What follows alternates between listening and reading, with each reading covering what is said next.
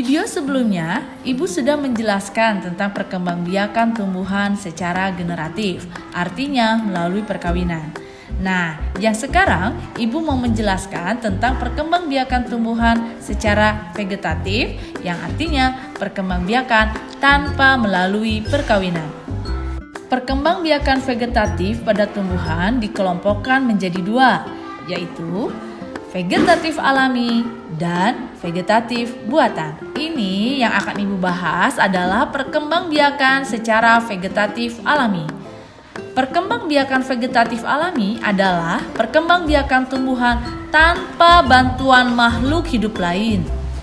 Proses perkembangbiakan ini secara alami terjadi pada tumbuhan itu sendiri.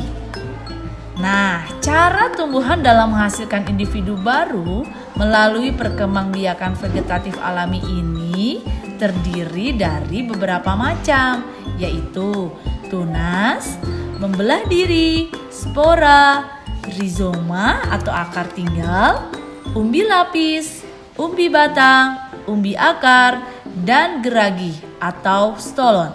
Contoh perkembangbiakan vegetatif alami. Yang pertama adalah umbi batang. Perkembangbiakan vegetatif alami sistem umbi batang adalah dengan cara batangnya tumbuh di dalam tanah.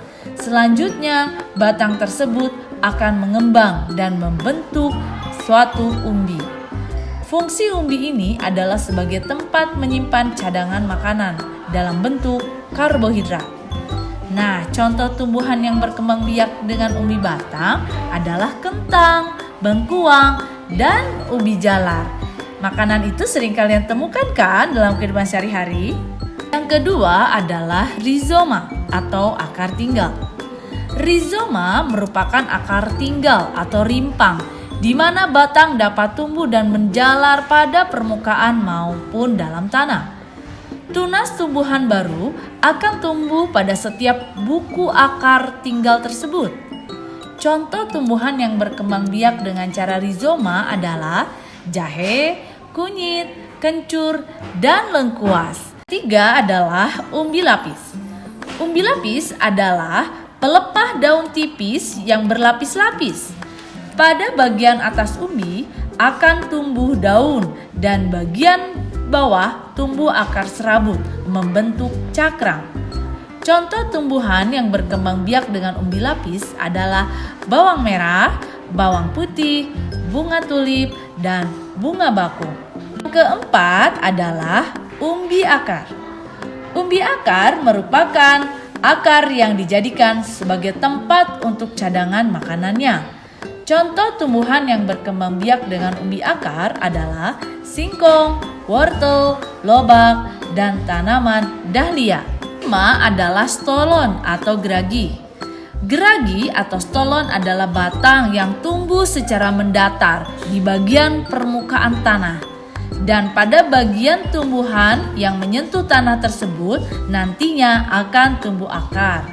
Contoh geragi atau stolon ini adalah stroberi, arbe, antanan, dan rumput.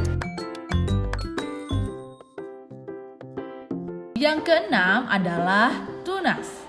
Tunas adalah bagian tanaman yang tumbuh dalam tanah di sekitar induk tumbuhan sehingga membentuk rumput. Contohnya adalah tebu, bambu, dan pisang. Ketujuh adalah tunas adventif. Tunas adventif adalah tunas yang tumbuh pada bagian tepi daun atau bagian akar. Contoh tumbuhan yang berkembang biak dengan tunas adventif adalah tanaman cocor bebek. Yang kedelapan adalah spora. Spora adalah sel-sel yang terbungkus oleh lapisan tipis sebagai pelindung. Spora dikenal sebagai alat persebaran biji pada tumbuhan berpembuluh. Contoh tumbuhan yang berkembang biak dengan spora adalah lumut, paku, dan suplir. Anak-anak, setelah kalian mengetahui perkembangbiakan secara vegetatif alami, sekarang Ibu akan menjelaskan tentang perkembangbiakan secara vegetatif buatan. Di mana vegetatif buatan ini adalah ciptaan manusia yang bertujuan untuk mempermudah perkembangbiakan tumbuhan yang selama ini dilakukan secara generatif. Melalui teknologi vegetatif buatan, tumbuhan-tumbuhan yang berkembang biak secara generatif bisa dilakukan dengan tidak kawin. Perkembangbiakan vegetatif buatan. Perkembangbiakan vegetatif buatan adalah perkembangbiakan secara tidak kawin pada tumbuhan yang sengaja dilakukan oleh manusia atau dengan bantuan manusia. Pun cara perkembangbiakan secara vegetatif buatan adalah yang pertama, mencangkok. Mencangkok ialah cara perkembangbiakan dengan melakukan pengupasan pada kulit batang dan membungkusnya menggunakan tanah supaya di dalam bagian tersebut dapat tumbuh akar. Tumbuhan yang biasa dicangkok adalah yang mempunyai kambium, contohnya pohon mangga, rambutan, dan lain-lain.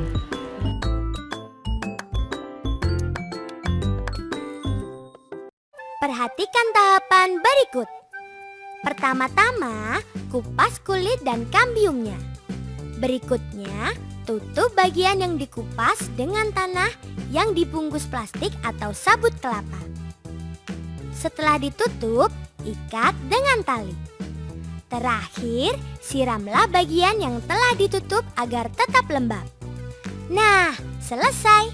Tinggal kita tunggu munculnya tanaman baru. Kedua adalah stek. Stek merupakan cara perkembangbiakan vegetatif buatan dengan melakukan pemotongan di bagian tumbuhan, lalu menanamnya langsung ke tanah. Biasanya tanaman yang di stek antara lain adalah mawar dan singkong.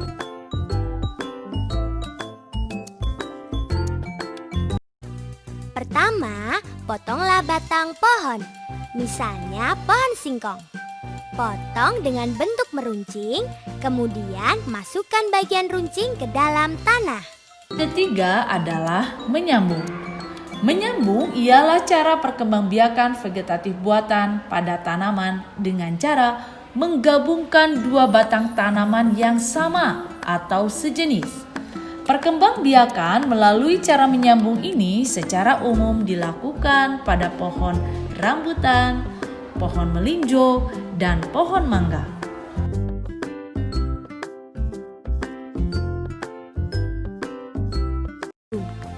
Pertama-tama, potonglah bagian batang dari tumbuhan satu. Lalu, potonglah bagian batang dari tumbuhan dua. Setelah itu, sambungkan batang tumbuhan satu dengan batang tumbuhan dua. Ikatlah batang kedua tumbuhan tersebut. Keempat adalah okulasi. Okulasi ialah cara perkembangbiakan vegetatif buatan pada tumbuhan dengan cara menempelkan tunas baru di bagian batang lain tumbuhan yang masih sejenis. Tujuan dari okulasi ini sama dengan menyambung, yakni untuk mendapatkan sifat-sifat yang unggul dari kedua buah tumbuhan tersebut.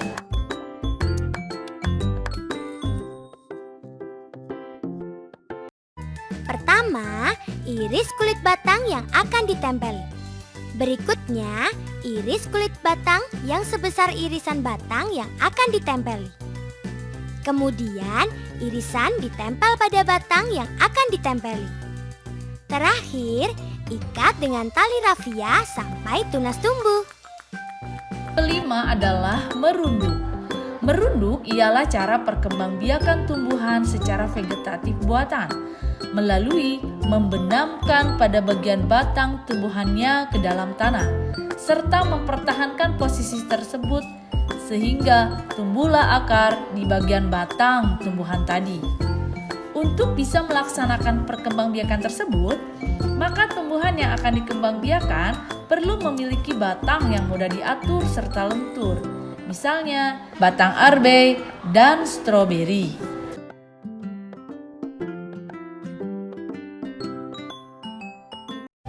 Langkah pertama, rundukkan cabang batang tanaman. Kemudian, tanam cabang tumbuhan tersebut ke dalam tanah. Lalu potong dan tanam tangkai tumbuhan yang dirundukan.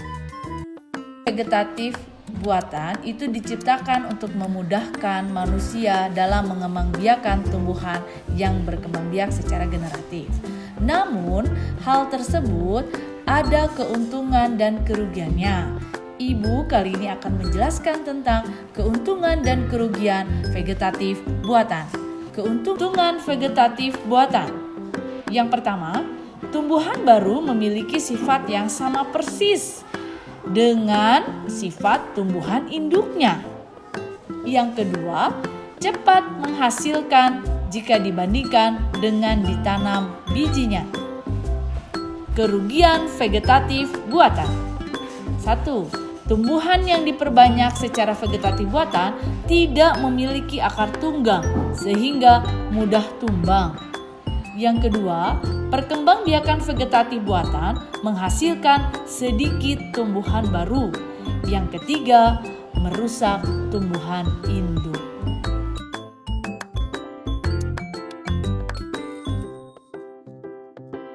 Anak-anak, demikianlah penjelasan dari Ibu tentang perkembangbiakan secara vegetatif. Terima kasih anak-anak sudah menyimak dengan baik. Sampai jumpa di video selanjutnya.